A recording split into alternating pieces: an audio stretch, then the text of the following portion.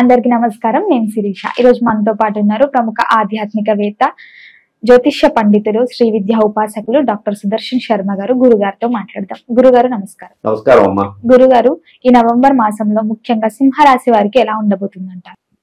ప్రధానంగా ఈ నవంబర్ మాసంలో సింహరాశి వారి గురించి తెలుసుకోబోయే ముందు కాస్త దైవ ప్రార్థన చేసుకుందాం అమ్మా. బీజాపూర గదేక్షుకార్ముకరుజా చక్రాబ్జ పాశోత్పల వ్రీహ్యగ్రస్వ విషాన రత్న కలశాన్ ప్రోద్యత్కరాంబోరుహ ధ్యేయో వల్లభయ సపత్మకరయా సృష్టోజ్వల భూషయాత్ విశ్వోత్పత్తి విపత్తి సంస్థితికరో విఘ్నేశ ఇష్టాబ్దదః. శ్రీ మహాగణాధిపతే నమో నమః. శ్రీమాత్రే నమః. అస్మద్గురు చరణార విందాభ్యో నమో నమః.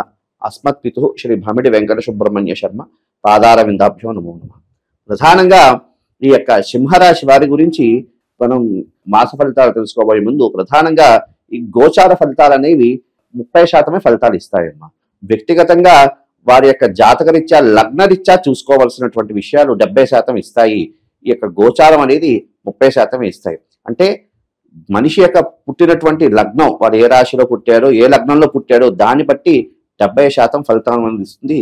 ఈ గోచారం అనేది 30% ఫలితం ఇస్తుంది. కాబట్టి వారి జాతకాన్ని అదేవిధంగా గోచారాన్ని రెండింటిని బేస్ చేసుకుని ఫలితాలు తీసుకోవడం అయినటువంటి ప్రధానమైనటువంటి విషయం అమ్మ.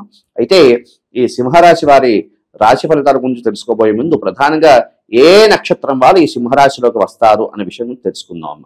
ప్రధానంగా మఖా నక్షత్రం 1, 2, 3, 4 పాదాలు, పుబ్బా నక్షత్రం 1, 2, 3, 4 పాదాలు, అదేవిధంగా ఉత్తరా నక్షత్రం 1వ పాదం వారు ఈ యొక్క సింహరాశి రాశి వారికి చెందిన వారు అవుతారమ్మా. అయితే ఈ నక్షత్ర జాతకులు అందరూ కూడా సింహరాశి వారికి చెందిన వారు అవుతారు.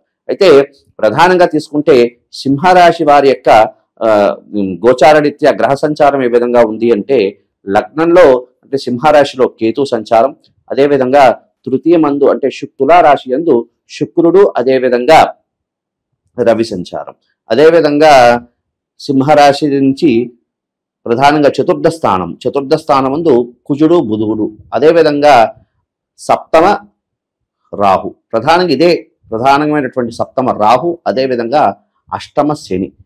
దీని అష్టమ శని అంటూ ఉంటారు. ఈ యొక్క గ్రహ సంచారం ఈ విధంగా ఉందమ్మా. ఈ గ్రహ సంచారాన్ని ఆధారంగా తీసుకుంటే మిశ్రమ ఫలితాలు ఈ యొక్క సింహరాశి వారికి ఈ యొక్క మాసం అనేది సూచిస్తున్నదమ్మా. ఎందుకు అంటే ప్రధానంగా జన్మకేతు, సప్తమ రాహు. ఈ జన్మకేతు సప్తమ రాహు వల్ల ప్రధానంగా ప్రతి విషయంలో కూడా, ప్రతి కార్యంలో కూడా ఆటంకాలు రావడానికి అవకాశం అనేది ఉంటుందమ్మా. అదేవిధంగా అష్టమ శని దోషం. ఇది అష్టమ శని దోషం. అందులో ప్రస్తుతం గోచార రీత్యా శని వక్రగతి అయి ఉన్నాడమ్మా. అదేవిధంగా అర్ధాష్టమ కుజుడు. ఇది అంత అనుకూలమైనటువంటి కాలం కాదు అని మనం చెప్పుకోవచ్చు. ముఖ్యంగా గురుగారు, సింహరాశిలో ఉన్న విద్యార్థులకు ఎలా ఉండబోతుందంటారు ఈ మాసం? ప్రధానంగా సింహరాశిలో ఉన్నటువంటి విద్యార్థులు ఈ నవంబర్ మాసంలో చాలా కష్టపడి చదవాల్సి ఉంటుందమ్మా. ఎందుకంటే గ్రహ సంబంధంగా తీసుకుంటే గ్రహాలన్నీ కూడా అంత అనుకూలంగా యోగించట్లేదు. ఎందుకు అంటే వ్యయస్థానం మందు గురుడు 12వ రాశి కర్కాటక రాశి యందు గురుడు ఉన్నాడు కాబట్టి, సింహరాశి నుంచి లెక్క పెట్టుకుంటే 12వ రాశి యందు గురుడు ఉన్నాడు కాబట్టి అది కొంత శ్రద్ధ బాగా పెట్టాలి. అదేవిధంగా ఆత్మస్థైర్యాన్ని మాత్రం ఈ సింహరాశి వారు విరవకూడదు. విద్యార్థులు ప్రధానంగా కాన్ఫిడెన్స్ గా చదవాల్సి ఉంటుంది. ఎందుకు అంటే ఆత్మకారకుడైనటువంటి రవి కూడా తులారాశిలో నీచ స్థితి ఉండడం వల్ల కాస్త ఆత్మస్థైర్యంతో విద్యార్థులు కాస్త కాన్సన్ట్రేషన్ పెట్టి చదవడం వల్ల విద్యార్థులకి అనుకూలంగా కాలాన్ని ఉంటుంది అని మనం చెప్పుకోవచ్చు. అలాగే గురుగారు, ఈ సింహరాశి అయిన ఉద్యోగం చేసే వారికి ఎలా ఉంటుందంటారు? ఒకవేళ ఉద్యోగం చేంజ్ అవ్వాలనుకునే వాళ్ళకి ఈ మాసం అనుకూలంగా ఉంటుందా, లేకపోతే అదే జాబ్ లో కంటిన్యూ అవ్వమంటారా? ప్రధానంగా ఈ సింహరాశిలో సంబంధించినటువంటి అంటే ఈ సింహరాశి వారు అయినటువంటి ఉద్యోగస్తులు ప్రధానంగా తీసుకుంటే అంత అనుకూలంగా లేదు తల్లి. ఎందుకు అంటే అష్టమ శని ప్రభావం. దీనివల్ల ఎంత కష్టపడినప్పటికీ కూడా అధికారులతో మాటలు తినే యోగ్యం అన్నది కనపడుతున్నది. అందుకని ఎవరెవరు ఈ సింహరాశి వారు ఉన్నారో వారు ఉద్యోగస్తులందరూ కూడా కాస్త దైవనామ స్మరణ చేస్తూ కాస్త మెల్లిగా ఈ మాసాన్ని దాటివేయడం ద్వారా ఉత్తమమైనటువంటి ఫలితాలు లభిస్తాయి. ఎందుకంటే రాబోయే కాలం కాస్త అనుకూలంగా ఉంది. ప్రస్తుత ఈ నవంబర్ మాసం అంత గ్రహాలు అనుకూలంగా లేవు కాబట్టి కాస్త జాగ్రత్తగా అధికారులతో మాటలు పడకుండా కాస్త దైవనామ స్మరణ చేసుకుంటూ ఆ యొక్క ఉద్యోగరీత్యా వాళ్ళు చేసినటువంటి ఏ ఉద్యోగం ఉందో అది కాస్త జాగ్రత్త చేసుకోవడం ద్వారా ఉత్తమమైనటువంటి ఫలితాలు రావడానికి అవకాశం అనేది ఉంటుంది. అలాగే గురుగారు, ఈ మాసంలో వీళ్ళకి వివాహం జరగని వాళ్ళకి వివాహ యోగం ఉందంటారా?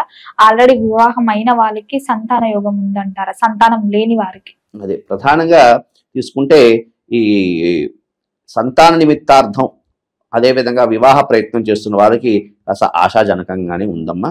ఎందుకు అంటే గురు యొక్క సంచారం కాస్త అనుకూలంగా ఉంది కాబట్టి వ్యయంలో గురు కాస్త ఉన్నాయి కాబట్టి శుభకార్యాలు చేయడానికి అవకాశం అనేది ఉంటుంది. కాబట్టి వివాహ ప్రయత్నం అంటే అవివాహితులు ఎవరున్నారో, సింహరాశిలో సంబంధించిన వారు అవివాహితులు ఎవరున్నారో వారికి వివాహ ప్రయత్నం సిద్ధించే యోగ్యత అయితే కనపడుతున్నది. అదేవిధంగా సంతాన నిమిత్తార్థం ప్రయత్నం చేస్తున్న వారికి కూడా అనుకూలమైనటువంటి కాలం. గురుగారు, ఈ రాశి వారు ఏదైనా కొత్త బిజినెస్ స్టార్ట్ చేయాలనుకుంటే ఈ మాసం అనుకూలంగా ఉందంటారా?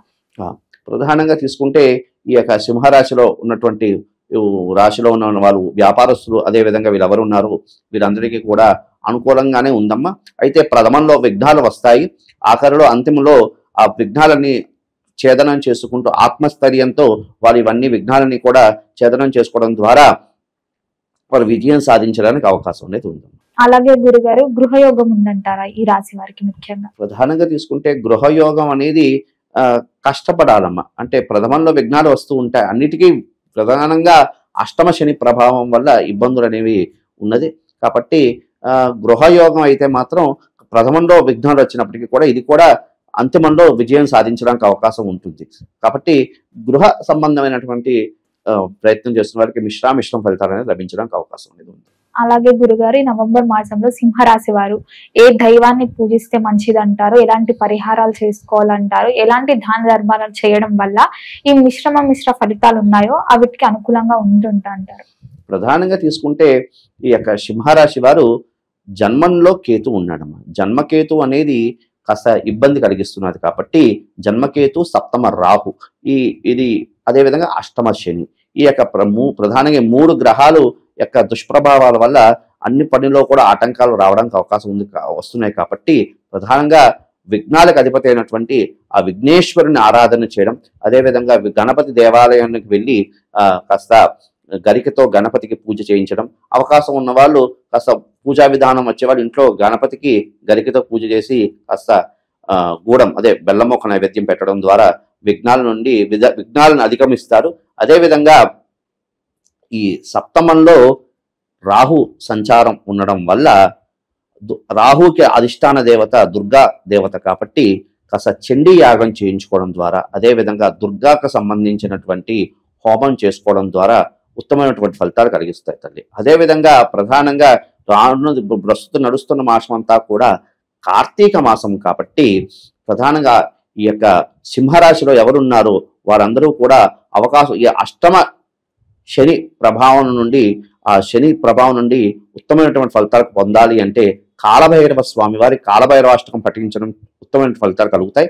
అదేవిధంగా కాలభైరవ హవనం చేయించుకోవడం ద్వారా కూడా ఉత్తమమైనటువంటి ఫలితాలు కలుగుతాయి తల్లి. ప్రధానంగా ఈ సింహరాశి వారు ఇంకోటి ఏమిటయ్యా అంటే ఈ వాహనాలు నడిపేటప్పుడు కాస్త అప్రమత్తంగా నడపాలి. ఎందుకంటే అష్టమ శని ప్రభావం ఉండడం వల్ల కాస్త వాహన ప్రమాదాలు జరగడానికి అవకాశం ఉంటుంది. కాబట్టి వాహనం నడిపేటప్పుడు కాస్త అప్రమత్తంగా నడపడం అనేది విశేషమైనటువంటి ఫలితం. అంటే ప్రధానంగా చాలా జాగ్రత్త అప్రమత్తంగా నడపాలనేది ప్రధానంగా సూచించబడుతున్నది. మొత్తం మీద గురుగారు, ఈ నవంబర్ మాసంలో సింహరాశి వారికి ఎలా ఉండబోతుంది, ఎలాంటి జాగ్రత్తలు తీసుకోవాలి, ఎలాంటి పరిహారాలు చేయాలి, ఏ దైవాన్ని పూజించాలో తెలియజేసినందుకు ధన్యవాదాలు. శుభమస్తు తల్లి.